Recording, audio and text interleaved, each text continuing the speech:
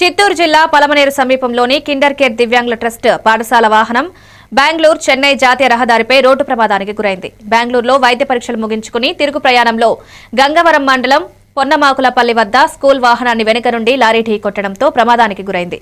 ప్రమాద సమయంలో బస్సులో 11 మంది విద్యార్థులు ప్రయాణిస్తున్నారు. వీరిలో 9 మందికి గాయాలయ్యాయి. 4 పరిస్థితి విషమంగా ఉందని వైద్యులు తెలిపారు. ప్రస్తుతం గాయపడిన వారు పలమనేరు ప్రభుత్వ ఆసుపత్రిలో చికిత్స పొందుతున్నారు.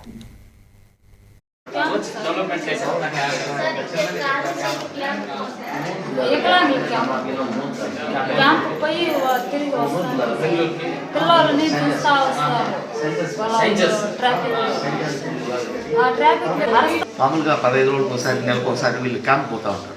ఎక్కడికి? స్కూల్ తరఫు నుంచి కిండర్ కేర్ స్కూల్లో చదువుతాడు మా పిల్లడు. 18 సంవత్సరాలు అక్కడనే చదువుతాడు. కాకపోతే వీళ్ళు 15 రోజులకు క్యాంప్ పోతూ ఉంటారు సెంజన్స్కి. పొద్దున్నే 6 గంటలకు 7 గంటలకు పిలుచుకుపోతారు. హ్యాపీగా పిలుచుకొని వస్తారు. మామూలుగా కేర్ఫుల్గానే చేస్తూ ఉన్నారు. పాపం బాగానే చేస్తూ ఉన్నారు. కాకపోతే ఏదో జరగడానికి జరిగింది. 11:45, 11:50 అరౌండ్లో మాకు కాల్ వచ్చింది. సో పొన్నమాకనపల్లి బెంగళూరు హైవే దగ్గర యాక్సిడెంట్ అయింది, ఒక 10 మంది స్టూడెంట్స్ ఉన్నారని చెప్పారు.